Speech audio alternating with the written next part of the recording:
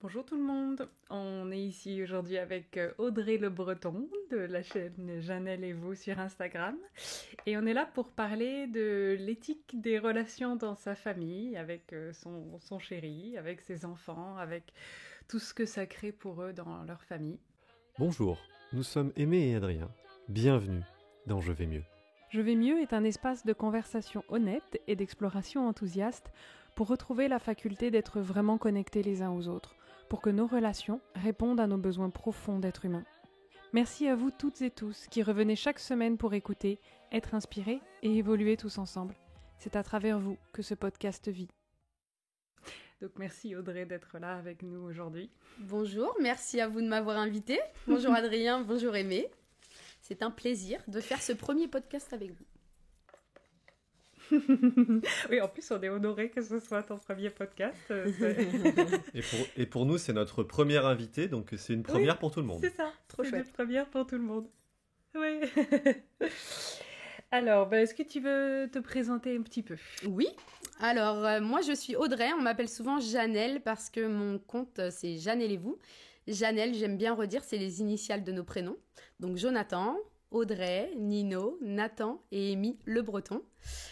Je suis maman de 3 enfants. Nino, il a 11 ans. Nathan, 9 ans et Amy, 3 ans. Je suis entrepreneuse. J'ai mon entreprise depuis 2 ans et en parallèle, je travaille dans l'animation. En fait, je suis fonctionnaire et je travaille sur le terrain avec les enfants. Je suis sur 4 écoles. Et voilà, et j'ai mon amoureux. On est mariés depuis 2009. Et on est ensemble depuis toujours, depuis la maternelle, on se connaît, mais voilà. Pour les petites présentations. Une vie bien remplie, pleine de richesses. C'est ça. Et donc, peut-être pour finir cette présentation, moi, j'accompagne la femme, les parents, et en parallèle de tout ça, forcément, le couple, et j'aide à grandir les enfants, mais même les adultes, dans leur parentalité et surtout dans leur épanouissement, de trouver l'équilibre au sein de cette famille avec des outils, avec des idées créatives, du jeu, du lien. Et c'est ça qu'on va aborder maintenant. Mais voilà. Oui. C'est ça. Alors, effectivement, c'est ça qui nous a donné envie de t'inviter sur le podcast et de faire cet épisode sur ce thème-là, parce que dans tout ce que tu proposes, dans tes vidéos, sur tes posts Instagram, etc., il y a beaucoup d'outils, de comment faire et de quoi, mais tout ça est vraiment habité par une éthique forte, par des valeurs, par des choses qui sont touchantes et qui sont, tu vas nous expliquer mieux comment, mais en tout cas, nous, de là où on en est, y a des valeurs de communication, de bienveillance, de lien, d'amour, etc. Après, je pense que c'est des valeurs auxquelles la plupart d'entre nous aspirent. La question, c'est bien sûr comment est-ce qu'on peut continuer à les incarner quand la vie nous met un peu à l'épreuve et que ça devient difficile et qu'on rentre dans nos émotions ou quand il y a... des disparités de caractère, de personnalité, d'histoire dans la famille, tout ça. Mais ce qui nous a beaucoup touchés dans ce que tu partages, c'est vraiment, on sent que c'est pas seulement du comment faire dans le pratico-pratique, même s'il y a aussi ça, et comment avoir tous ces papiers de la famille au même endroit pour que tout le monde puisse y accéder, et puis programmer les menus, etc., etc. Mais il y a aussi surtout, en fait, comment on fait fonctionner une cellule familiale, comment on fait fonctionner un système avec, dans votre cas, 5 individus qui ont toutes leurs réalités, leur caractère, encore une fois, et tout ça, et comment est-ce qu'on crée un fonctionnement qui va puiser sa force dans des valeurs et qui en même temps nous permet de faire fonctionner le quotidien, parce qu'un quotidien, c'est énormément de boulot, c'est énormément de questionnements, c'est énormément de difficultés aussi, d'épreuves, etc. Et c'est pas tout joli comme sur le papier où on sait appliquer facilement toutes nos jolies valeurs comme on aimerait pouvoir les appliquer. Donc c'est ça qu'on aime énormément, c'est que tu fais le lien en fait entre cette dimension éthique, philosophique, de valeurs et quelque chose de pratico-pratique dans la vie. Et voilà, donc on avait envie de te demander de nous donner un petit insight, une petite vue sur comment est-ce que vous le mettez en œuvre dans votre famille et comment est-ce que ça peut tous nous inspirer et nous aider à faire de même. Yes. Alors, le début, et ce qui est important aussi d'entendre, toi qui nous écoutes, c'est vraiment que c'est pas toujours facile et surtout, on a eu cette révélation et tout ce changement de vie parce que c'est un changement de vie. Enfin, on s'est découvert, s'est connus en tant que couple, on a eu notre premier enfant. Enfin, c'est un bouleversement être parent. Et on est tombé, on s'est cassé la figure, on s'est pris un mur, 2, 3. Et à partir du moment où on a accepté, je pense que c'était... Enfin, je suis sûre même. À partir du moment où on a accepté de dire « Ok, c'est difficile pour tout le monde là. Stop, on appuie sur pause. Et maintenant, on prend en main et on apprend vraiment à connaître ce que l'autre a besoin, ce que l'autre veut. Et on va créer vraiment ces deux cercles qui vont se réunir. Mais dans ces deux cercles, il y a vraiment deux individus. Et dans cet individu, enfin, vraiment le fait de se dire, il faut que t'aies ton sentiment d'accomplissement, toi. Il faut que tu puisses te connaître, avoir confiance, avoir des passions. Mais vraiment qu'on soit en séparation. Et qu'on se réunisse en fait au sein de notre famille, à l'intérieur, à la maison, etc. Et tu disais tout à l'heure, après il y a les outils, il y a tout ça, mais en fait ça a cadré les choses. C'est-à-dire que on a peut-être fait à l'envers, mais c'est ce qui a fonctionné chez nous. C'est-à-dire qu'on s'est dit maintenant, on sait que c'est difficile, et comment on veut arriver à retrouver du lien, à cette communication qui est tellement importante. Il a fallu se donner des rendez-vous en fait. Il a fallu se dire, bon, ok, moi je dis souvent, on a un petit carnet et on note dans le carnet tout ce qui allait pas. On avait chacun notre carnet. Et en fait, on se retrouvait tous les dimanches après-midi pendant la sieste. Et on se disait, on prend quelle chose aujourd'hui ? Quelle chose on va travailler ? Parce que c'est vraiment important de travailler cette communication et cette confiance. Et de se dire, ok, c'est difficile pour toi. Ça l'est aussi pour moi. Et toi, comment tu te sens ? Comment tu te sens ? Est-ce que ça t'énerve ? Oui, ça t'énerve, ok, parce que j'ai réagi comme ça. Je suis désolée, je l'avais pas vu comme ça. Et en fait, je dis souvent, il n'y a pas besoin de parler pendant 1 heure, mais ne serait-ce que de parler pendant 15-20 minutes. Quand c'est difficile, parce que moi, c'est facile pour moi de parler, mais ça ne l'est pas pour mon amoureux. C'est-à-dire que mon chéri, c'est difficile pour lui la communication. C'est quelque chose qui l'angoisse, qui l'angoissait beaucoup plus. Il avait un manque de confiance en lui. Enfin, c'était explosif en fait. Et j'ai appris à dire, en fait, c'est en lui, c'est comme ça. Donc, comment on peut arriver à trouver notre communication ? On a tendance à dire, ouais, mais le mien, il parle pas, le mien, il m'écoute pas quand je lui dis quelque chose. Et c'est là où c'est important de reprendre tout en disant, ouais, mais parce qu'en fait, tu veux l'amener dans ton cercle. Alors qu'en fait, il faut qu'on ait chacun notre cercle et il faut qu'on trouve à quel moment on réunit notre moitié de cercle, ou même 3/4, ou même 1/4, ou même... Enfin, voilà. Peu importe ce que vous voulez, en fait, mais c'est votre couple. Et il n'y a pas besoin de faire comme la voisine ou comme les voisins ou comme... Enfin, voilà, c'est votre réalité, votre couple. Mais par contre, il faut réussir à appuyer sur pause. Et la communication, c'est la base de tout pour le démarrage. Oui.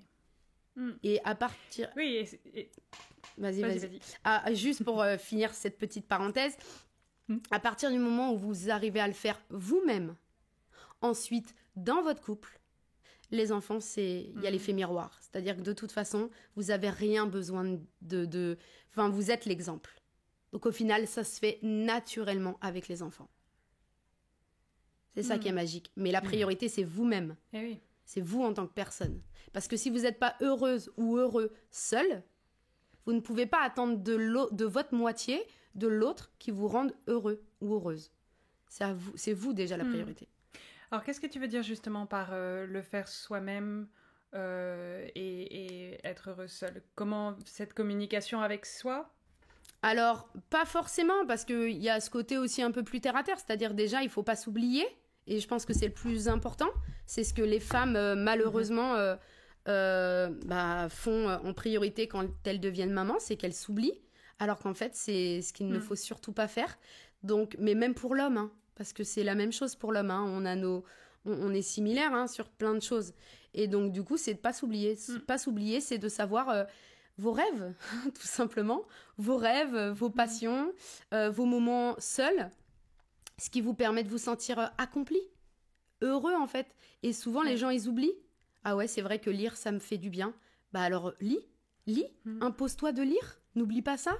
Moi, j'aime bien, quand je vais faire des balades en nature, et bah continue d'aller tout seul te balader. Moi, j'aime bien aller à la pêche, et bah vas-y. Et nous, en fait, on fait beaucoup de choses seuls. Et je pense que c'est ce qui permet notre équilibre. Parce qu'on a notre soupape, parce qu'on se connaît, en fait. On sait nos besoins, et on se les dit, et on se les note. Et même nos enfants, en fait. Et ça a été une grande force. Du coup, ça vous nourrit chacun. Mais bien sûr, notre réservoir, il se remplit. Tu n'as pas la même patience, écoute. Parce que l'écoute, c'est le plus important.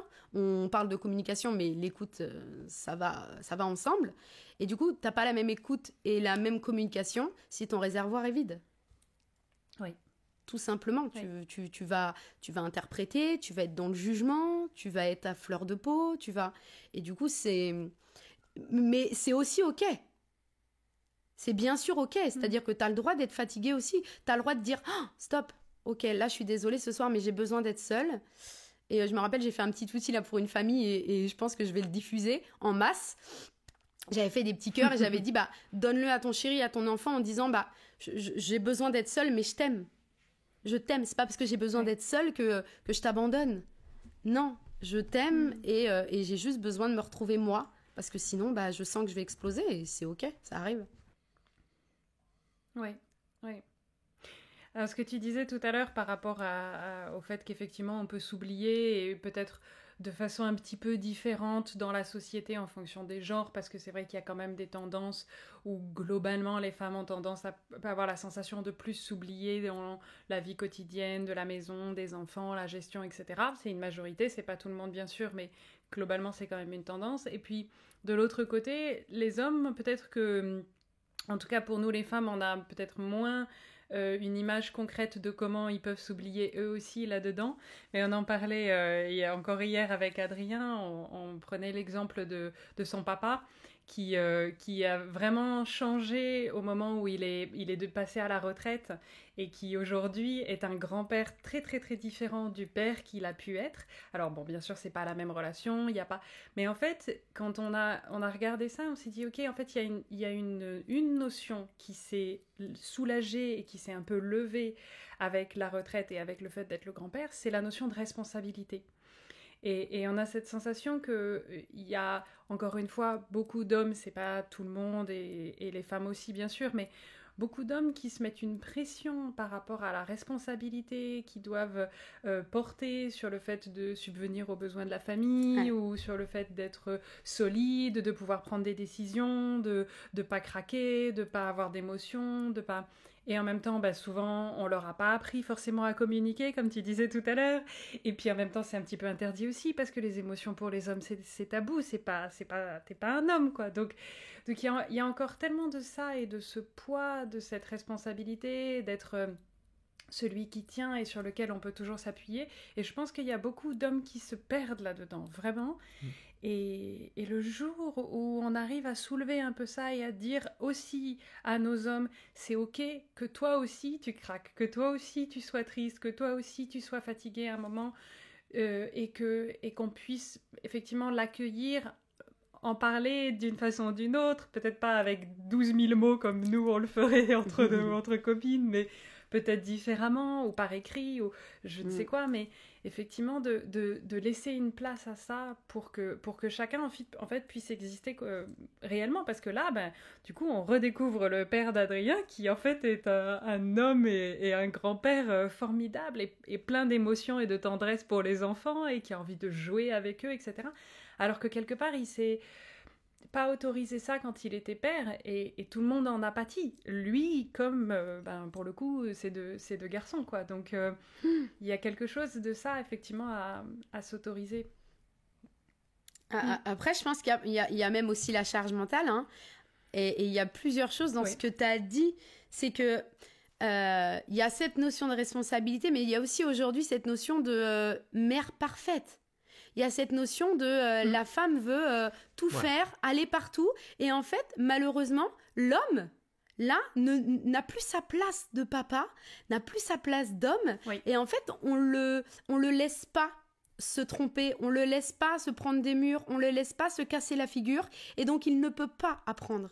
Et il ne peut pas comprendre de lui-même, trouver vraiment sa place. Et je trouve que là, ça fait beaucoup de mal aujourd'hui, bien plus que la prise de responsabilité. Parce que limite, on lui demande même plus de prendre des responsabilités. Et alors, c'est pas une généralité. On est vraiment en train d'inverser cette tendance-là. Et heureusement. Mais je trouve que moi, j'ai beaucoup de papas dans mes accompagnements. Et il y a beaucoup de papas qui sont tellement heureux quand ils m'ont que moi en one-to-one vraiment pour discuter. Et je sens cette libération en disant « Ah, merci de m'écouter ». Et en fait, ils vident leur sac. Parce que malheureusement, ouais, ok, je dois aller au travail, je dois faire ça, je rentre à la maison, et puis je fais un truc, c'est pas bien. Mais en fait, voilà, faut vraiment laisser la place à chacun. Et en fait, c'est ok de se tromper, c'est ok de mal faire, c'est ok de crier sur ses enfants, c'est ok des fois d'être dans malheureusement de la CNV, hein, pas de la CNV, à l'inverse, des violences ordinaires. Ouais, non, mais voilà, c'est important de trouver l'équilibre et peu importe la place que l'homme veut avoir, il faut respecter en fait son choix et après tendre vers un équilibre. Mais il faut accepter en fait. Oui. Et comme tu dis que du coup, chacun puisse avoir sa place dans le couple et dans la famille. Et puis du coup, ça permet aussi après aux enfants d'avoir leur place à eux. Oui, et inversement pour la charge mentale. C'est-à-dire que la maison, on est une équipe, on est une team. C'est-à-dire que il n'y a pas de c'est moi, c'est toi. Non, stop, on éclate ces cases-là où on est trop resté longtemps dedans. Et voilà. Et on se partage en fait. On se partage tout, les tâches, les rôles. Ok. Alors justement, du coup, tu dirais que ce serait quoi les valeurs fondatrices de votre éthique, si tu devais les nommer, ou en tout cas en nommer quelques-unes peut-être? Ouais, alors la plus importante déjà pour nous, c'est hyper ambivalent parce qu'on a vraiment beaucoup de moments seuls. Mais quand on est ensemble, on est limite tous collés, on a beaucoup de liens... Voilà, on est très, très câlin. Et je pense que ça, c'est notre base, vraiment, à nous. Et ensuite, l'écoute. L'écoute, c'est le plus important. L'écoute, le jeu. L'écoute et le jeu, voilà. Les câlins, l'écoute et le jeu, c'est vraiment nos grandes valeurs au sein de la maison, de la famille. Et voilà, les câlins en premier. Hein. C'est vraiment, je le redis, et souvent, on n'a pas encore parlé de ça, hein, de sexualité, etc. Mais je trouve que ça apporte énormément à l'équilibre aussi. Et voilà, mais après, dans le couple et dans la famille, on aime beaucoup les câlins collectifs, on va être très bonjour le matin, on prend le temps de se faire un câlin, voilà, c'est important. Et puis après, au sein du couple, on a beaucoup de moments que nous, en fait. On se force à faire des moments sans enfants. Là, moi, je t'entends dire le câlin, l'écoute et le jeu. Il y a des élections législatives dimanche. Si tu veux te présenter avec un programme, ça peut être une bonne idée, à mon avis. Je pense aussi. Oui, du câlin, de l'écoute et du jeu pour la France. C'est ça. Puissance 1000. Ouais, et après, en plus, quand c'est comme ça, tout est fluide, en fait. Tout ce qui est corvée, conflit... jugement, etc., ça s'envole en fait. Il n'y a même pas besoin de se battre. C'est fluide parce qu'on remplit les réservoirs de tout le monde et il y a très peu de cortisol. Donc la cortisol, c'est vraiment l'hormone de stress qui vient noyer le cerveau et tout ce qui permet de la faire descendre ou de faire monter la dopamine, c'est tout ça en fait, ou l'oxytocine. Enfin, c'est vraiment les câlins, le jeu, l'écoute, et voilà. Donc c'est la base. Oui, l'ocytocine qu'on appelle l'hormone de l'amour et puis aussi la sérotonine qui est appelée l'hormone du bonheur mais qui a vraiment à voir avec le fait de sentir qu'on appartient à un système, qu'on appartient à une famille. Et c'est ça que j'entends aussi quand tu parles de câlin bien sûr, mais aussi de jeu. Quelque part, il y a quelque chose qui crée ce fonctionnement en famille et l'écoute évidemment aussi. Ça veut dire que quelque part, je te donne de la valeur et de l'importance en prenant le temps de t'écouter, en accueillant ce que tu vis. je te montre que tu as cette valeur-là pour moi en écoutant. Ouais, et c'est important aussi pour les personnes qui vont nous écouter, là, toi, parce que je pense que, voilà, c'est possible. Ça paraît facile quand on le dit, je le sais, mais c'est possible. Et c'est pas pour ça qu'on va pas se disputer, c'est pas pour ça qu'on va pas avoir des conflits, c'est pas pour ça qu'on va pas se reprendre des murs. Parce que oui, c'est difficile, le couple, la parentalité, mais je vous promets qu'à partir du moment où on rassemble ces 3 valeurs, c'est OK. Parce qu'il faut aussi faire le chemin en se disant, mais quel est le plus important dans ma vie ? Est-ce que je vais rester bouquée parce qu'il a laissé ses chaussettes sales ? Ou est-ce que, allez hop, stop, on fait tomber les masques et on va câliner. Et au début, je vais peut-être pas avoir envie, mais je vais en fait me rendre compte que c'est le plus important. Et c'est possible, vraiment. Des fois, je dirais, oh là là, en fait, j'aime pas la télé, mais j'aimerais avoir des caméras à la maison pour que les gens puissent se rendre compte que c'est possible, que c'est pas juste des paroles. Non, mais je sais que c'est difficile quand t'es toi au fond du trou, quand tu dis, mais j'y arriverai jamais, ouais, mais il rentre trop tard, il est jamais à la maison, il fait que me juger. T'as l'impression d'être au fond du trou et de pas y arriver, mais en fait, c'est possible. Faut juste prendre la bonne personne qui va te tendre la bouée. Et à l'inverse aussi, j'imagine, de la part des hommes, enfin, je suis une femme qui parle de la part des hommes, ce qui est complètement paradoxal, mais Amour, tu diras si tu es d'accord avec ça. Mais effectivement aussi, en fait, comment je fais pour m'approcher d'elle ? Comment est-ce que je fais pour initier ce câlin que je sais pas forcément trop bien faire, on m'a pas forcément appris, parce que pareil, la tendresse et les câlins, c'est quelque chose de très féminin quand même dans les fonctionnements, et puis elle est toujours occupée, ou elle a toujours un enfant dans les bras, ou alors elle est en train de faire la vaisselle, ou elle est en train de faire ci ou de faire ça, et puis je veux pas non plus qu'elle croie que je suis forcément en train de l'approcher pour avoir ensuite du sexe, mais que en fait, comment j'initie aussi ces moments de tendresse, et je pense que effectivement il y a plein de choses qui peuvent bloquer des deux côtés. Non, alors déjà il y a plusieurs choses. Il y a tu vois, le côté où, elle est peut-être à faire la vaisselle. Mais non, ça se trouve, c'est lui qui a à faire la vaisselle. Hein. Et du coup... absolument. Sur la partie, c'est ça, où il y a ce côté animal, mais que la femme peut avoir aussi. Hein. Mais on va dire que l'homme a beaucoup plus, sur cette partie sexualité, câlin, où des fois, en fait, il a juste besoin de sexe. Faut dire les mots comme ils le viennent. Et pas de câlin. Mais c'est OK, en fait. Faut juste pouvoir le communiquer en amont. C'est-à-dire, moi, il y a des fois où j'ai besoin de ça. Ah, OK. Donc, quand tu as besoin de ça, comment moi, je peux être ? Et ça se discute. On en parle pour, en fait, pour enlever les tabous, en fait. Parce qu'on est un couple, on est censé pouvoir tout se dire. Et ça, c'est hyper important. Moi, j'ai trop de femmes qui me disent j'ai pas appris à lui parler, je sais pas lui parler, je sais même pas lui envoyer un texto ou écrire une lettre. Et en fait, souvent, la femme, elle est gênée. Elle a honte de faire certaines choses, de dire certaines choses, et en fait c'est là où il faut travailler. C'est là où il faut vraiment se dire maintenant c'est bon, si je veux être épanouie et avoir cette confiance ultime, il faut pouvoir accepter les besoins de l'autre en fait. Si t'as besoin de sexe, OK, c'est pas grave en fait. Oui. C'est pas grave que t'aies ce côté animal, OK, vas-y. Et ça c'est important. C'est ça.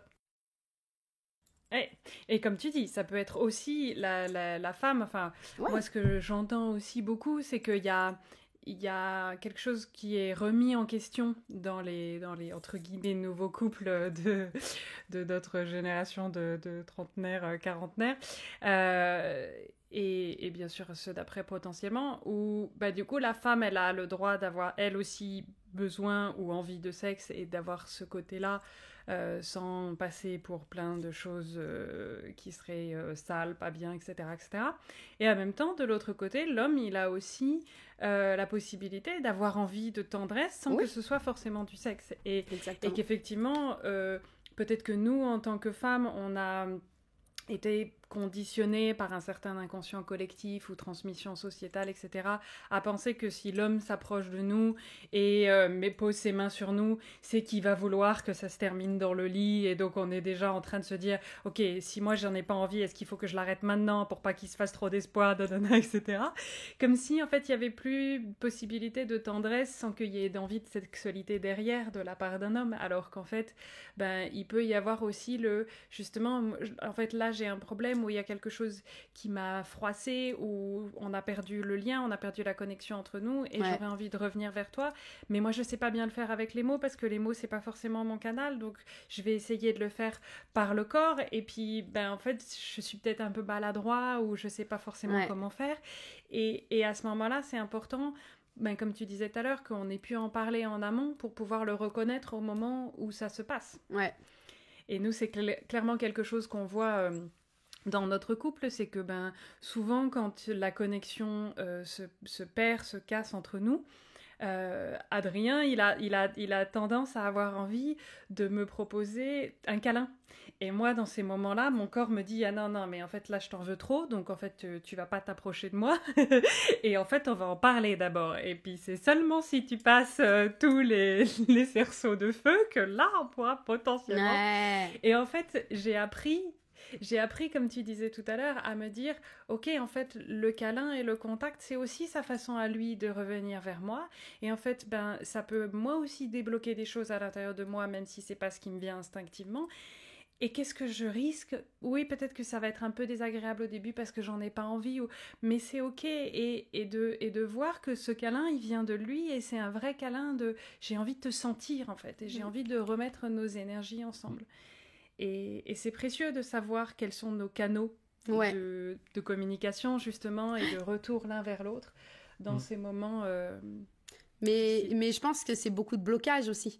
Et c'est où est-ce qu'on met en fait le négatif dans tout ça. Et si on l'enlève, le négatif, en fait, nous, on va beaucoup plus...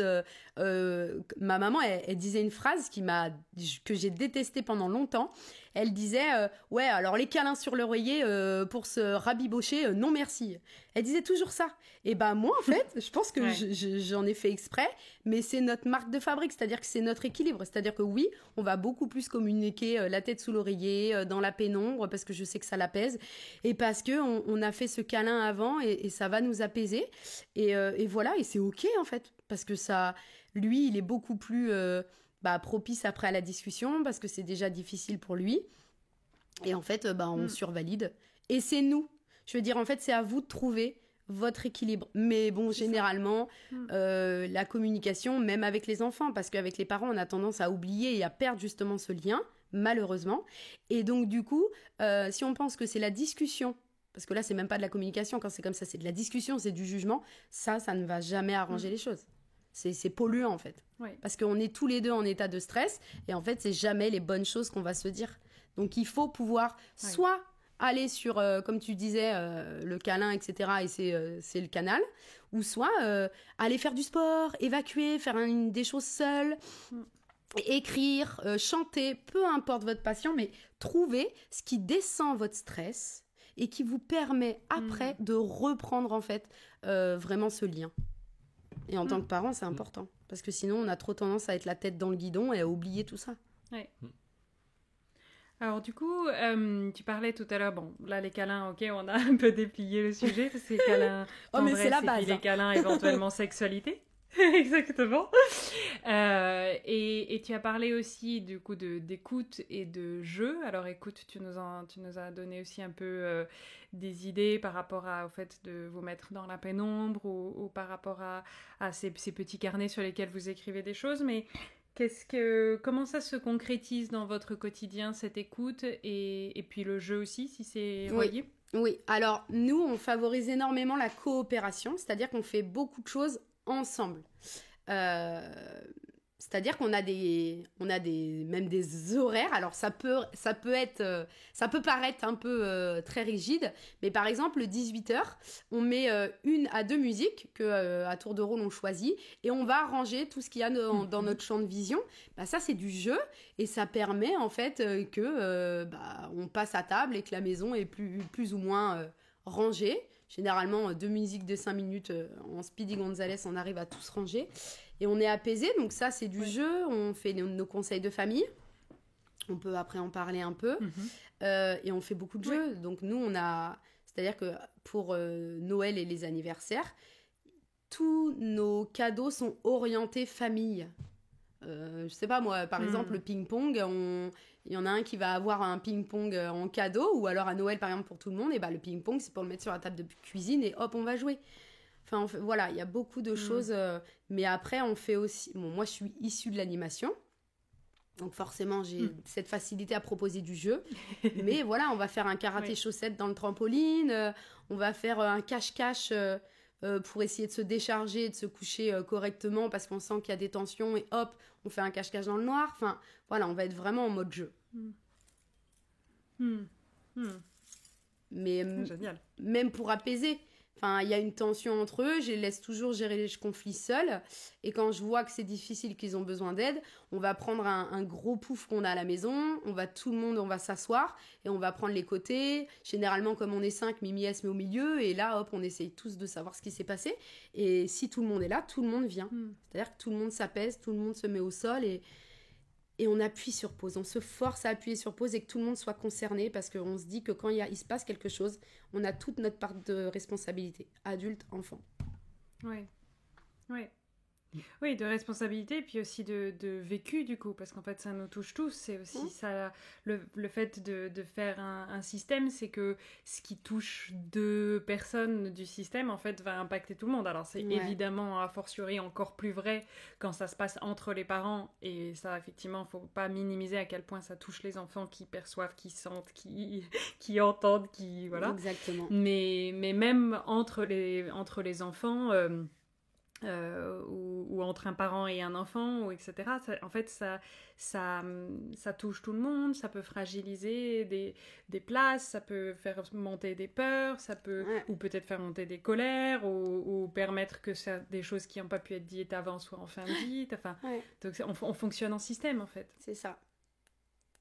Puis c'est cette prise de conscience qu'en fait, qu'on est utile aux autres aussi, qu'on apporte, on apprend des autres, c'est plus facile de voir sur les autres, et voilà, vraiment en entraide en fait, en team, quoi. Et du coup, c'est un peu ça, non, le principe de vos conseils de famille? Alors, le conseil de famille, c'est pas forcément sur la gestion des conflits, non. Le conseil de famille, on fait le dernier vendredi de chaque mois, et en fait, ça va être pour parler de la vie à la maison. Donc, est-ce que les outils sont utilisés? Est-ce que vous voulez qu'on parle du planning, par exemple, des prochains week-ends? Est-ce qu'on parle des sorties? Est-ce que vous voulez qu'on parle des copains? On va vraiment apprendre à être dans l'écoute de ce que chacun vit, soit sur le mois qui vient de s'écouler, ou soit sur le mois à venir. Et donc, ça dure entre 15 et 30 minutes, vraiment pas plus, hein. Et on est vraiment sur l'écoute. Donc après, soit ça finit en jeu, soit le conseil de famille est sous forme de jeu, ou soit en fait on finit en apéro famille, ces choses-là. Mais c'est pas uniquement sur les gestions de conflits. Quand c'est sur un conflit ou une difficulté qu'on peut rencontrer, on va faire un conseil de famille exceptionnel. Mais en tout cas, on n'oriente jamais sur quelque chose de difficile parce qu'on veut que tout le monde ait envie d'aller à ce conseil de famille. Et on veut pas que ça ajoute du stress. Et tout ce qui se dit au conseil de famille reste au conseil de famille. C'est-à-dire que s'ils ont envie de nous dire quelque chose qu'ils ont des difficultés à dire, parce que ça fait peur, parce qu'ils se disent que c'est une grosse bêtise, et ben en fait ça reste là et c'est ok. En fait on accueille. Et ça permet en fait d'avoir vraiment cette totale confiance, de dire bon allez, j'ai ça sur le cœur et je sais que si je le dis au conseil de famille, ça restera au conseil de famille et qu'après on n'en reviendra plus. Et ça me fait du bien parce que ça dure que 15 minutes quoi. Oui. Là, non, mais on a appris des sacrés trucs et c'est bien. C'est bien parce qu'on se dit que ça porte ses fruits.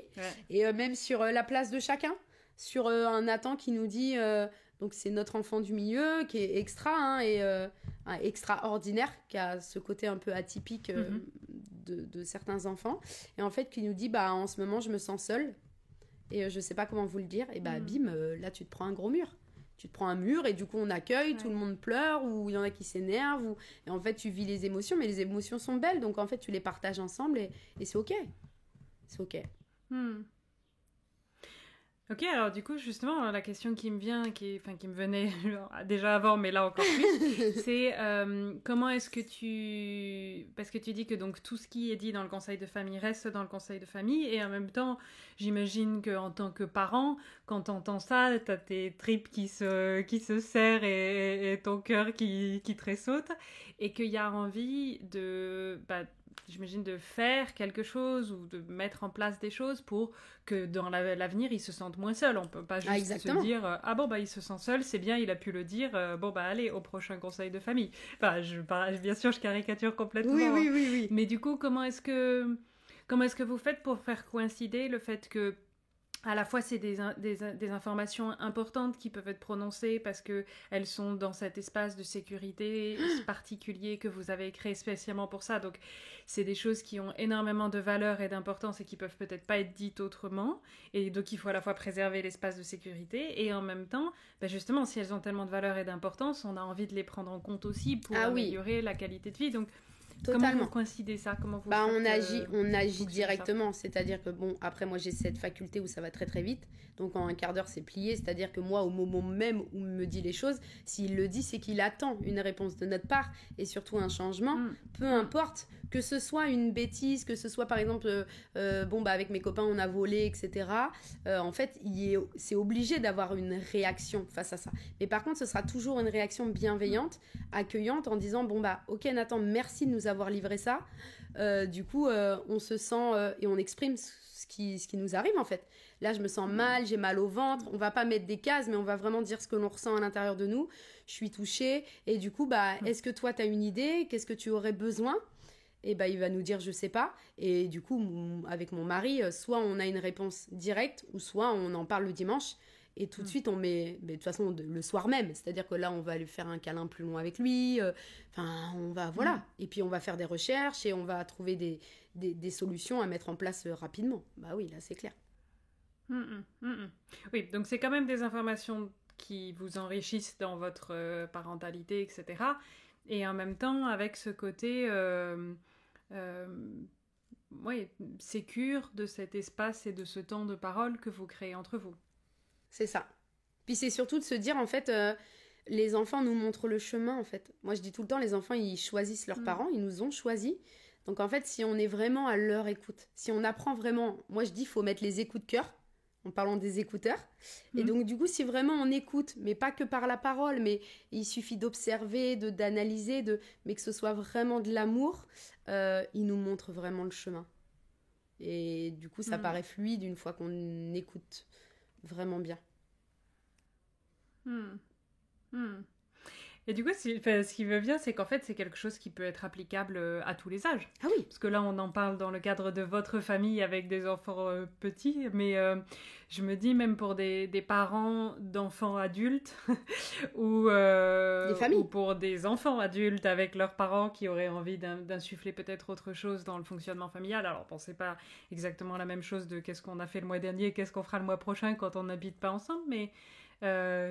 ça peut être adaptable en fait à tous les âges. Ouais, nous avec nos belles sœurs et nos demi-sœurs, on se réunit toutes une fois par mois, on va au restaurant et en fait c'est ça, on est dans la communication pour pas perdre le lien en fait. Parce que sinon on s'oublie, parce qu'il y a eu la Covid, parce qu'il y a eu tout ça et en fait on s'est dit stop. Parce qu'en fait c'est important de pas perdre le lien, mais même au travail avec ses collègues. En fait, elle s'applique partout.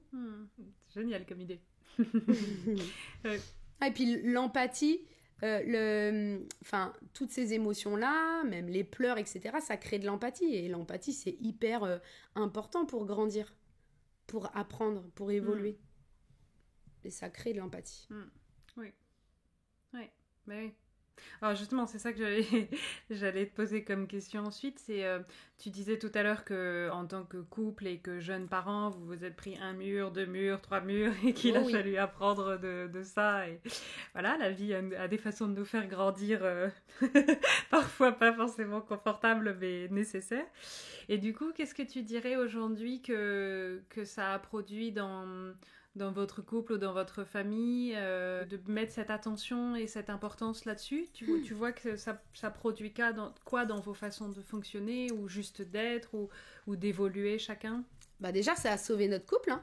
Ça c'est clair, parce que c'était très très difficile et ça nous a sauvés nous, c'est-à-dire qu'on s'aime de plus en plus nous-mêmes, on s'aime nous deux de plus en plus. Et en fait, c'est magique de le voir sur nos enfants. Donc, c'est magique. Moi, en plus, je travaille dans les écoles où mes enfants sont. Et donc, du coup, je le vois même au sein même de leur groupe de copains, de copines. Et en fait, c'est magique. C'est pour ça que je dis, après, vous allez voir, il n'y a rien besoin de faire. Vos enfants reproduisent. C'est fou des fois d'entendre vos enfants et en fait, c'est nos mots, c'est nos phrases, c'est nos façons de faire. Et on se dit, oh là là, yes, on a réussi. On y arrive. Et ça, c'est le plus beau. En fait, c'est le plus beau de se dire qu'on est en train de donner cette lumière. Et en fait, j'ai envie de le dessiner, ça. Mais c'est vraiment, voilà, même avec l'arrosoir, quoi. On leur donne tout ce qu'il faut et ils le remettent, eux, à leur tour en dessous et autour d'eux. Donc, c'est chouette. Ouais. Moi, je trouve ça très beau, ce témoignage que tu es en train de partager avec nous, parce que j'ai pu vraiment constater à quel point ce mécanisme d'imprégnation avec les enfants est incroyablement vrai, mais j'avais jusque-là surtout pu remarquer à quel point c'est incroyablement vrai dans l'autre sens. C'est-à-dire que à quel point des choses que moi j'ai vraiment détestées dans ma famille, même si je me suis battu contre, elles se sont quand même imprégnées en moi et que d'une manière incompréhensible et quasiment incontrôlable au départ, j'avais tendance à les reproduire et à les répéter. Et que ça continue à être un gros travail de pouvoir identifier justement ces comportements pour pas les reproduire.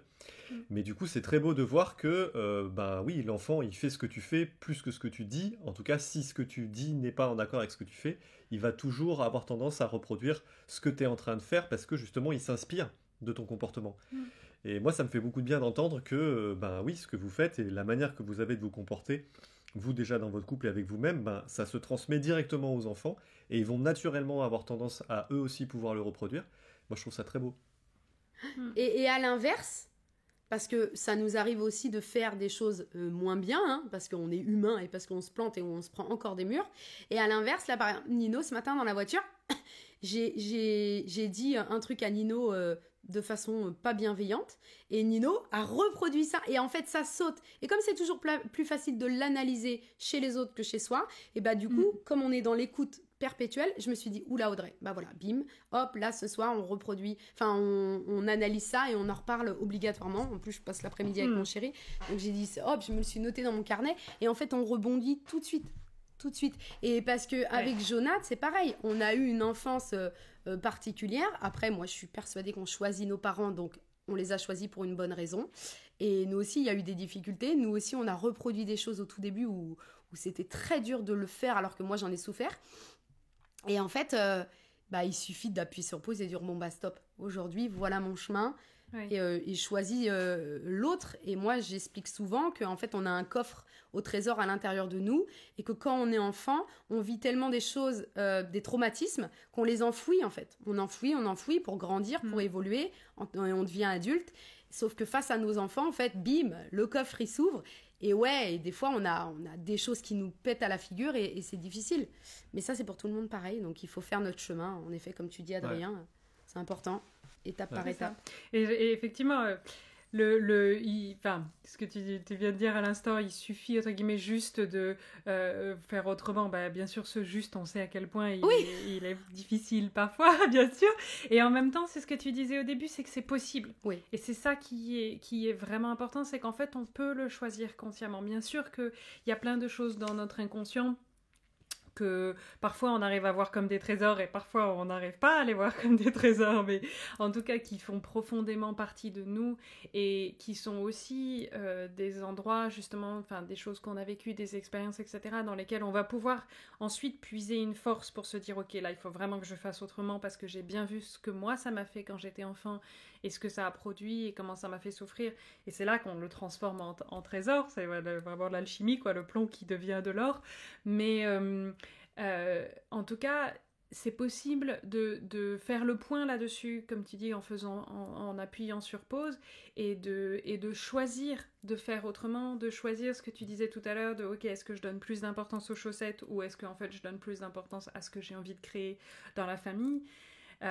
On sait tous à quel point les chaussettes peuvent être moi je dis ça mais en plus même pas moi ça me fait rien mais non mais les chaussettes ou autre chose. Nous on a fait une petite vidéo sur les couverts par exemple, comment on range les couverts dans la cuisine, des trucs débiles, tous les couples ont leur petit truc du quotidien, mais effectivement c'est très saisissant, mais en même temps on a vraiment cette chance quelque part aussi en tant qu'humain d'avoir une formidable capacité à conscientiser, à choisir, à nommer, à transformer aussi. Je lisais récemment un article sur l'évolution de l'humanité où il disait en fait finalement aujourd'hui on arrive à considérer que ce qui différencie l'homme des autres espèces animales, c'est peut-être sa capacité à imaginer et à créer du nouveau. Et en fait on est les animaux qui avons le plus créé autour de nous, le plus transformé notre environnement, le plus transformé nos vies et nos façons de vivre, et du coup, qui nous sommes le plus transformés nous-mêmes, qui nous adaptons au plus de circonstances extérieures différentes, etc. Parce qu'on a cette capacité à imaginer, à vouloir, à désirer, à aller vers quelque chose qui n'est pas encore là, mais qui peut être créé. Et cette force de créativité et d'imagination, elle est aussi ce qui va nous permettre de transformer ce plomb en or et de faire ce choix de transmettre autre chose par la suite et de soi-même incarner autre chose et se faire vivre autre chose à nous-mêmes. D'abord, même quand on n'est pas en couple ou pas avec des enfants, mais c'est cette capacité à créer du nouveau, en fait, qui est formidable. C'est ça, à rebondir, en fait, à tomber et à se relever et à devenir meilleur chaque jour. Mais ouais, totalement. Et c'est en ça que les valeurs que tu nous as exprimées tout à l'heure, en fait, semblent vous donner une ligne directrice. C'est-à-dire que dans cette idée de créer, encore faut-il savoir dans quelle direction on veut créer. C'est-à-dire que là, l'idée de dire, ok, ce qui est central pour nous, ça va être de pouvoir justement faire des câlins, écouter et jouer. En fait, tout ça, dans notre vocabulaire à nous, avec Aimé, c'est de dire qu'en fait, le plus important, c'est comment on va faire pour être en lien. C'est-à-dire comment on va faire pour trouver des manières d'être ensemble et de faire que ces manières d'être ensemble répondent à nos besoins et nous permettent de nous sentir nourris et individuellement et collectivement à l'échelle d'un système. Et du coup, je trouve ça très, très inspirant ce que tu nous racontes parce que vous avez une idée claire en fait de quelles sont ces valeurs et de où est-ce que vous voulez aller. Et du coup, à partir du moment où il y a cette ligne, et ben justement, comme tu dis, on va pouvoir créer. C'est-à-dire qu'on va pouvoir créer de nouvelles manières pour ne pas reproduire les choses qu'on a vécues et qui nous ont pas plu, mais justement en étant intentionnel, c'est-à-dire qu'en sachant que c'est dans cette direction-là qu'on a envie d'aller plutôt que dans celle-là. Et tout à coup, ça change tout, quoi. Ça crée un autre monde. Ouais, et en plus, ça crée une force et une puissance face à tout le monde.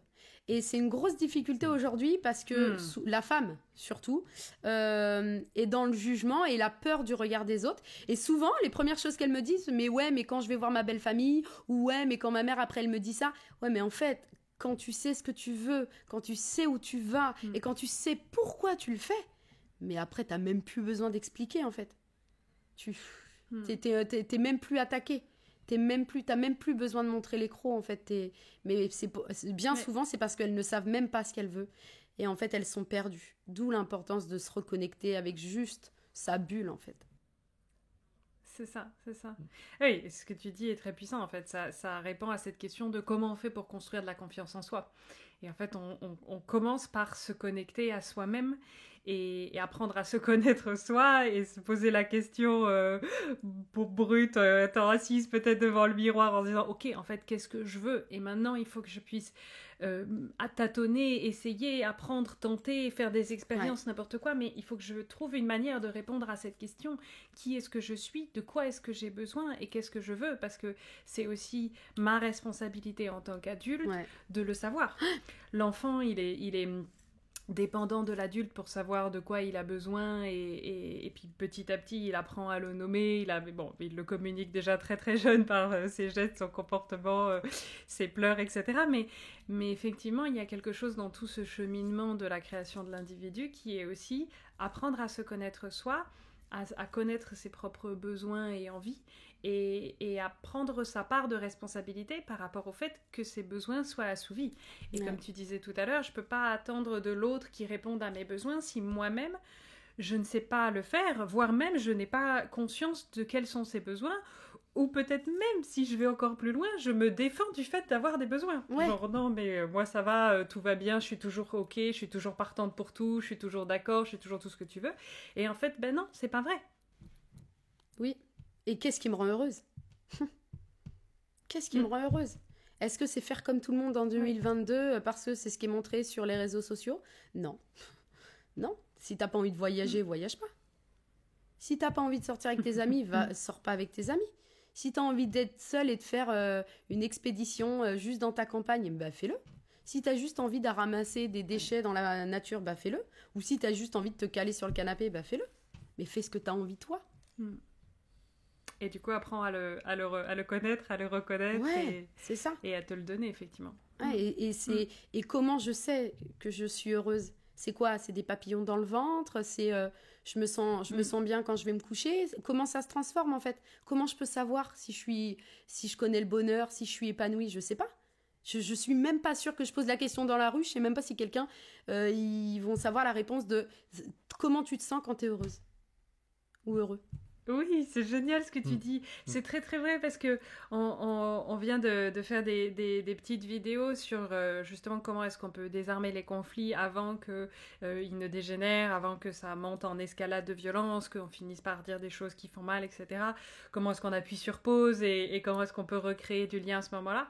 Et on parlait beaucoup de identifier les symptômes en fait, apprendre à connaître nos propres symptômes qui me disent ok, là j'ai été blessée, là je suis touchée, là je suis heurtée, là je suis en colère. Et du coup, on parlait de presque comme on fait pour une maladie, en fait. Juste, ok, avec les symptômes et avec, entre guillemets, un petit tableau clinique, on va réussir à faire un diagnostic et c'est seulement à partir de là qu'on va pouvoir faire quelque chose. Mais j'adore ce que tu dis dans le fait de aussi apprendre mes symptômes du bonheur. En fait, c'est pas forcément une maladie ou un problème, au contraire. Et là où j'ai besoin, effectivement, de mettre de l'attention sur ce qui va me dire à l'intérieur de moi que ça va pas, qu'il y a quelque chose de moi qui a été heurté, pour pouvoir en prendre soin en temps réel et que ça ne pourrisse pas une journée entière, une nuit, une semaine, un mois et peut-être même toute ma vie de couple parce qu'il y a des choses que malheureusement on trimballe très très longtemps.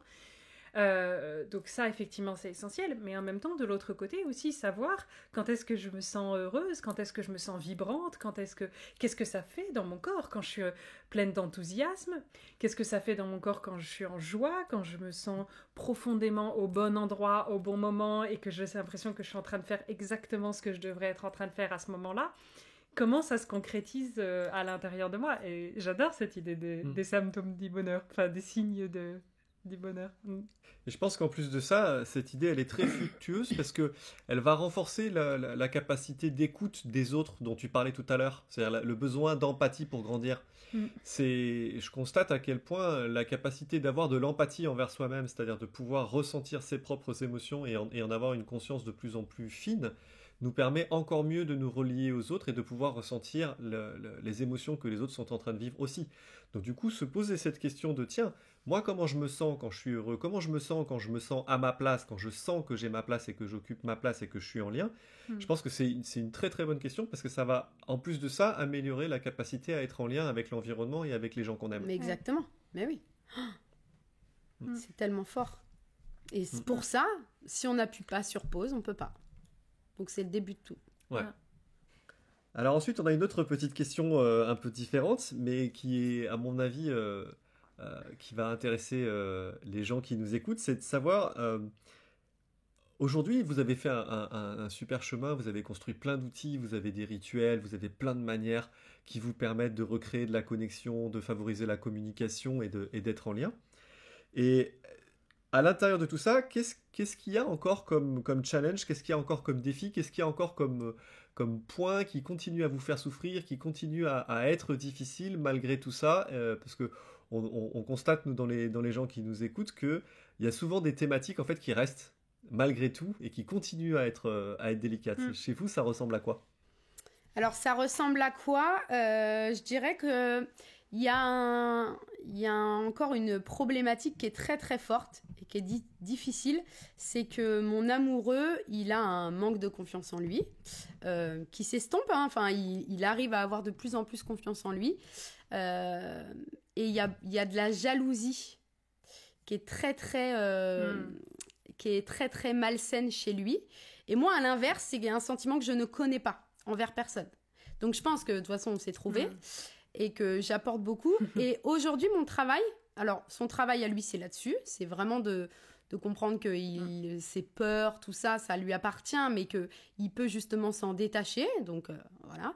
Et moi, de mon côté, c'est d'accepter, parce qu'en fait, depuis toujours, je l'aidais à à aller mieux. Je l'aidais à s'apaiser, à descendre le stress. Aujourd'hui, j'ai envie d'accepter encore plus cette part de lui qui est OK.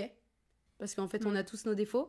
Et en fait, le chemin, il est d'encore plus renforcer en fait cette acceptation de il est comme ça et comment on trouve notre équilibre pour que justement lui il accepte mais en douceur quoi. Je sais pas si c'est compréhensif ce que je dis, mais c'est vraiment un gros travail de toute une vie parce qu'en fait, moi, je fais la balance, on parle beaucoup de ça, on parle de nos besoins. Donc, en fait, je lui demande tout le temps et lui, il me demande à l'inverse. Et moi aussi, je n'accepte jamais. C'est-à-dire que je vais jamais accepter, par exemple, de ne pas faire quelque chose, accepter ses peurs et moi me bloquer. Non. Par contre, on a vraiment notre cercle. Et c'est-à-dire que j'ai besoin qu'il se prenne des murs, qu'il se prenne ses peurs, qu'il soit en difficulté pour avancer. Donc, je le confronte aussi à ça. Je fais pas exprès, c'est-à-dire que je file mon chemin, je suis dans mon cercle. Et des fois, malheureusement, ça se heurte. Mais c'est de mieux en mieux, donc c'est chouette. Donc, je fais un petit tableau à chaque fois avec les victoires. Mais voilà, je pense que c'est notre gros défi de vie. Je pense que c'est quelque chose qu'on aura toute notre vie, peu importe nos évolutions. Oui. Donc voilà, je sais pas si ça répond à ta question Adrien, mais je pense que c'est notre... Ah oui, complètement. Si, tout à fait. Voilà. Ouais, je pense que comme tu dis déjà, ce qui est pour nous important dans cette question, c'est de mettre fin à l'idée que le bonheur ou la réussite dans le couple, c'est quelque chose auquel on arrive, que l'on atteint un jour, et c'est bon. Une fois qu'on a nettoyé toutes nos casseroles, ça y est, la cuisine est propre, rangée, toute nickel.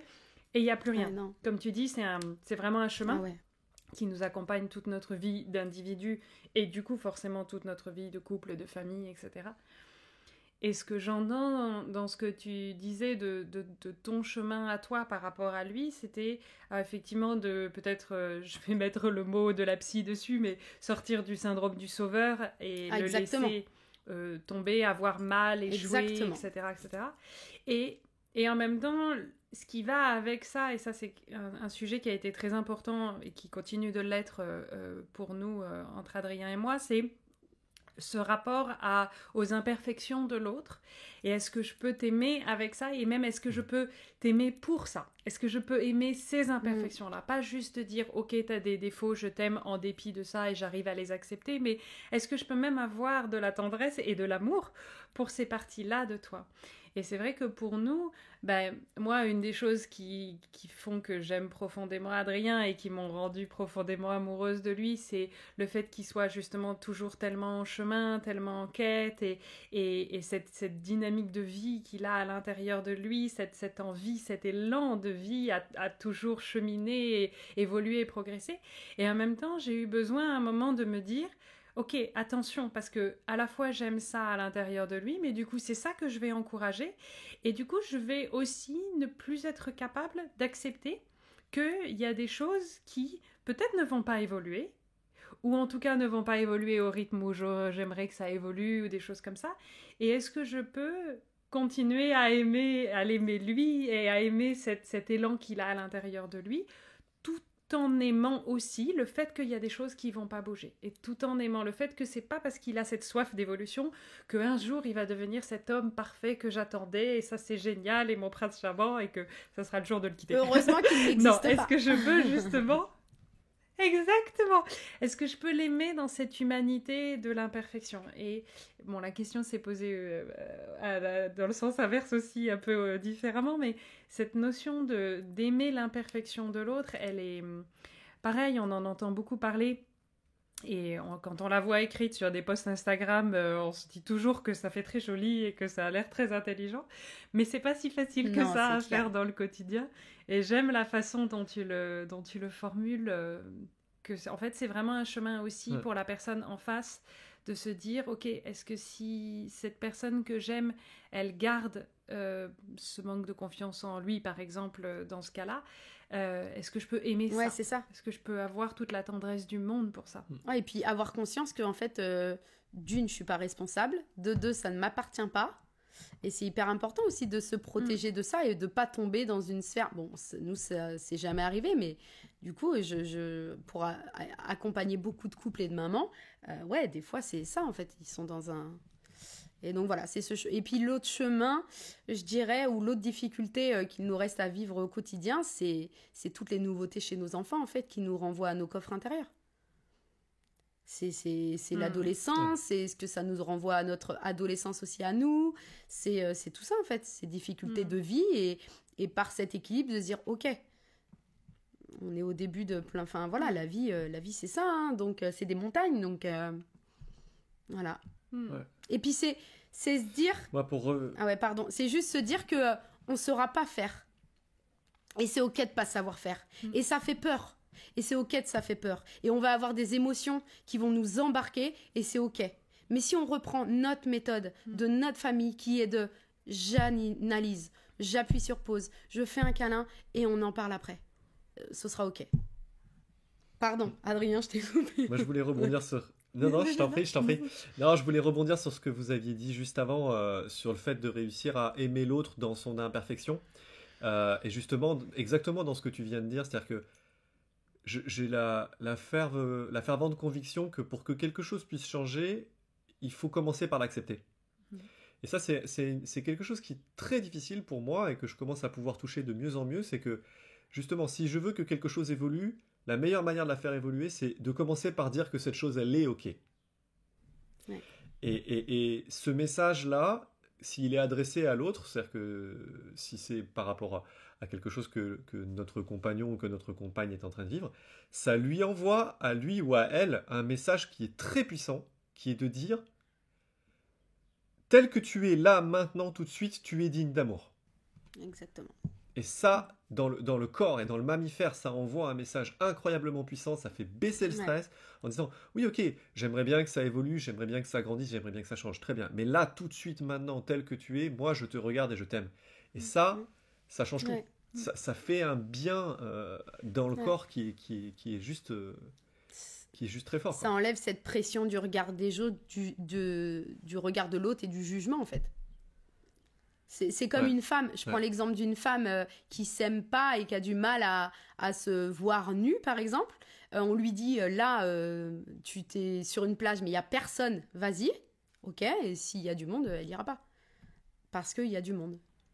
C'est exactement la même chose, c'est de dire c'est ok en fait. Ce que tu es en train de vivre, tes difficultés, je t'aime avec, elles sont ok pour moi. Donc pas de pression, si tu as envie de les améliorer, si tu as envie d'aller vers autre chose, c'est pour toi que tu le fais, c'est pas pour moi. Et là, ça enlève une pression de fou. Oui. Parce que justement, c'est précisément à ces endroits-là qu'on a le plus besoin d'être aimé. C'est ça. C'est-à-dire qu'en fait, être aimé pour toutes les choses qu'on sait déjà faire, toutes les choses qui fonctionnent, toutes les choses pour lesquelles on est doué et on est bon, ça, entre guillemets, c'est cool. Et c'est pas là où on en a le plus besoin. Là où on en a le plus besoin, c'est là où nous, on n'arrive pas à s'en donner à nous-mêmes. C'est clair.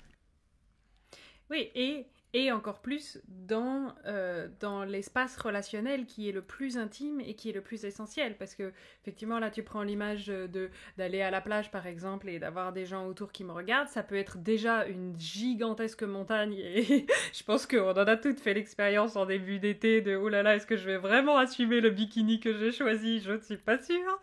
Mais à la limite, on peut encore arriver à s'en sortir par une petite pirouette intérieure de « Bon, de toute façon, je m'en fiche, qui sont ces gens pour moi ?» et c'est fini. Alors qu'en fait, cette sécurité... Non, pas encore une fois, hein, c'est tout un chemin en soi, bien sûr. Mais je pense que dans les gens qui comptent pour nous, dans le couple, dans la famille, et puis pour les enfants par rapport aux parents, etc., il y a aussi des choses, pour le coup, encore une fois, du mammifère qui se réveille, de la peur du rejet, de la peur d'être abandonné, de ne plus être aimé, de la peur de perdre l'estime de l'autre, de ce regard qui est porté sur nous. On a fait trois épisodes sur la honte et sur l'importance de ce regard qui est posé sur nous. Et quand c'est quelqu'un qu'on aime et de qui on attend de l'amour, voire de qui on a besoin de recevoir de l'amour, l'enjeu, il devient gigantesque. Et effectivement, de pouvoir se montrer dans ce niveau de vulnérabilité, dans ce niveau d'imperfection, de pouvoir dire, ben voilà, cet endroit-là, à l'intérieur de moi, il me fait mal, il continue de me faire mal, je suis aux prises avec des peurs, avec des jugements de moi, avec tout ça, et j'arrive pas, en fait, à m'en défaire, et j'ai besoin que tu m'aimes et que tu m'accueilles là-dedans, sans que toi-même tu rentres dans ton propre besoin de me sauver ou de résoudre le problème à ma place, ou de faire que je sois autrement, parce que quelque part, chaque fois que tu me proposes de m'aider, ou chaque fois que tu me proposes une solution concrète, ce que tu es aussi en train de me dire, c'est qu'il faudrait que je puisse être autrement. Et au contraire, j'ai besoin de sentir que je peux partager ces vulnérabilités-là avec toi, et que non seulement tu vas rester, mais en plus, tu ne vas pas perdre ton estime pour moi, et que je vais être en sécurité là-dedans. Et c'est un peu ce que tu disais par rapport au conseil de famille, j'ai la sensation, cet espace de sécurité que vous avez créé, où du coup les enfants peuvent dire bah on a fait cette bêtise là par exemple, ou moi j'ai cette chose là que je vis à l'intérieur de moi, et ils sont tranquilles avec le fait que c'est l'espace pour en parler et qu'ils vont pas être seuls avec cette chose là, et qu'en même temps il va pas y avoir non plus de représailles, etc. Enfin, toute cette sécurité pour être dans sa vulnérabilité.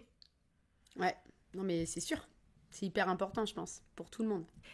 Alors du coup, donc tu parles des personnes que tu accompagnes, etc. Qu'est-ce que tu dirais que tu entends comme étant justement des défis ou des challenges les plus récurrents, on va dire, que ce soit pour des couples ou bien pour des couples parentaux, ou bien dans des familles? Qu'est-ce qui revient beaucoup dans ce que tu entends? Bah, le lien qui a été cassé, ça c'est chez beaucoup de parents. Le lien cassé, cette difficulté en fait de non-jugement, d'utiliser le je. Moi je leur dis tout le temps, mais utilisez le je, essayez de reprendre vos phrases, ne parlez pas sous stress. Voilà, c'est la plus grosse difficulté. C'est ce lien qui est perdu et en fait on n'arrive plus à communiquer et on fait que se hurler et se crier dessus. Autant sur adultes, enfants, couples. Et voilà, alors je le dis souvent, mais c'est une phrase qui apporte à tout le monde et qui est compréhensible. C'est la femme devient une plante verte et puis l'homme, il est plus du tout acteur de cette vie familiale. Et ouais, ça c'est ce que j'entends le plus. Et quand tu dis que le lien est perdu, qu'est-ce que ça veut dire? Comment est-ce que ça se... Et bah c'est ça, c'est quand je leur... Souvent, la prise de conscience, c'est quand je leur demande racontez-moi quand c'était avant vos enfants. Racontez-moi comment vous étiez au début. Et là, bon, généralement, ça s'effondre. Et en fait, c'est ça, c'est ce lien. Alors oui, c'est quelque chose qui s'entretient. Oui, c'est quelque chose qui est possible même après 20 ans ensemble. Hein. Moi, je me battrais toute ma vie pour ça, je pense. Parce que c'est possible et ça se transforme en d'autres choses. Mais ça peut être toujours aussi beau. Et malheureusement, on se regarde plus, on se parle plus, on se touche plus. Et ça, c'est bien dommage. En fait, on est pris dans ce tourbillon de la vie qu'on s'impose nous-mêmes. Hein. Et voilà. Et ça, c'est une généralité.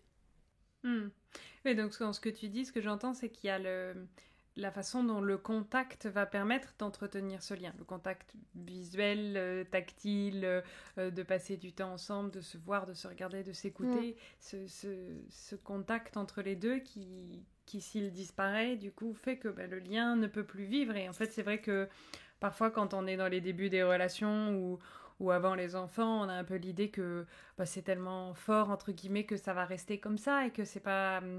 comme si c'était pas quelque chose de vivant qui avait besoin d'être arrosé, d'être regardé, d'être mis en lumière, alors que, en fait, si, c'est quelque chose qu'on a besoin d'entretenir. Et il faut bloquer, enfin, je pense qu'aujourd'hui, les téléphones, Netflix, Instagram font beaucoup de mal.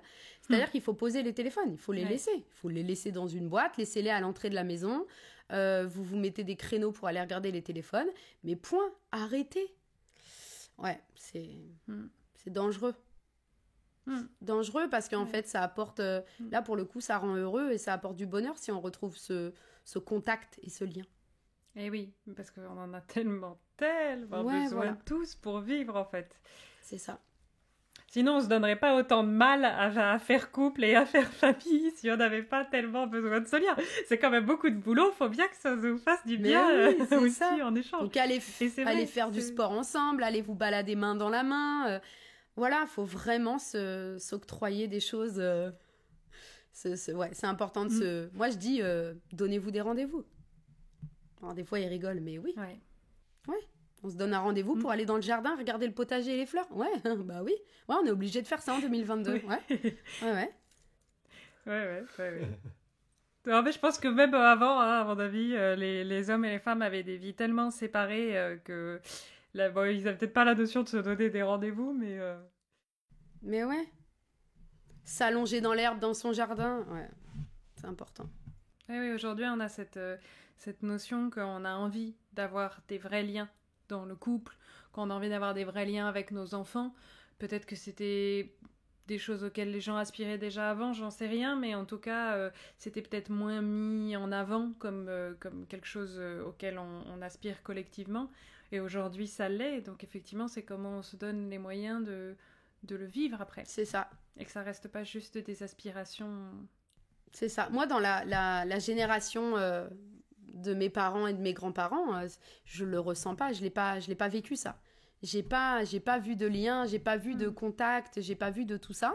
Et du coup, on est hyper fiers avec Jonathan de créer ça pour nos enfants. Parce qu'on l'a pas dans nos deux familles respectives, on l'a pas autour de nous. Et je pense vraiment que c'était pas dans leur eux, c'était travail, société, évoluer, etc. Et nous, on est en train de casser tout ça en disant mais stop en fait, ça nous a pourris, on s'est noyé, on s'est perdu. Et on veut plus de tout ça pour nos enfants. Et en fait, on veut arrêter. Et je pense que oui, t'as raison, c'est ce qui nous nourrit aujourd'hui. Et heureusement, on y arrive. Oui. Oui. Est-ce que tu as un petit mot de la fin pour les gens qui nous écoutent Un petit conseil, une petite citation, quelque chose qui t'inspire. Ouais, bah juste, faites-vous confiance, c'est possible. Ça paraît difficile comme ça parce que je sais que là, toi, tu nous écoutes et c'est peut-être difficile, tu t'es reconnu dans tout ce que l'on a dit, mais fais-toi confiance et c'est possible. Et si tu veux savoir par où tu dois commencer, bah appuie sur pause. Appuie sur pause, écris et fais-le pour toi déjà. Et après, t'en parleras à ton chéri, mais pour l'instant, fais-le que pour toi. Oui. Et puis, si t'as pas de chéri, fais-le encore plus pour toi, parce que ce sera extrêmement précieux pour toi maintenant, et puis pour le chéri plus tard. C'est ça. Ou pour la chérie, d'ailleurs. Ouais, non, mais c'est sûr. Merci, Audrey. Merci à vous. C'était chouette. Cette richesse. Ouais. Peut-être qu'on réitérera l'expérience, en tout cas, moi ça m'a énormément plu. Donc, quand vous voulez, au plaisir. Merci d'être venu, merci pour ta générosité, pour ta sincérité et pour cette capacité à mettre des mots très simples sur des choses très fortes et très puissantes que beaucoup ont du mal à exprimer. Je pense que ça fait du bien à tout le monde de pouvoir entendre ça. Avec plaisir. Bonne journée. Bonne journée. Bonne journée. Pour nous tous, les conflits sont une plaie, ce que nous essayons d'éviter. Parfois, au prix de ne plus être capable de dire ce que l'on pense ou ce que l'on ressent, de poser des limites saines et de demander ce dont nous avons besoin. Et la relation petit à petit perd son sens. Dans d'autres situations, les conflits deviennent tellement récurrents et douloureux qu'on en devient usé, fatigué, et que la seule solution semble alors être de mettre fin à la relation. Et si ce n'était pas la seule solution ? Et si on pouvait désarmer nos conflits au moment même où ils pointent le bout de leur nez pour éviter l'escalade de violence et de mots blessants. Et si on n'avait pas à en avoir peur, mais au contraire qu'on pouvait plonger avec confiance dans nos vulnérabilités pour découvrir qui nous sommes. C'est le pari un peu fou que nous vous proposons. Ça vous dit plus de confiance en vous et de paix dans votre quotidien avec cette ou ces personnes qui comptent tant ? Allez sur la page internet www.jevaiemieux.fr/3C et découvrez gratuitement la méthode des 3C qui va changer votre vie. Merci d'écouter Je vais mieux. Partagez-le avec quelqu'un qui a besoin d'entendre ça. Et si vous avez aimé, si ça vous a inspiré, laissez une note pour que d'autres puissent le trouver. Et laissez-nous un commentaire pour nous dire ce qui vous a le plus touché. Nous voulons vraiment vous lire. Et comme toujours, montrez votre humanité. Créez des relations qui répondent à vos besoins. Et aimez aujourd'hui. Nous sommes Aimé et Adrien, et ici, c'est Je vais mieux.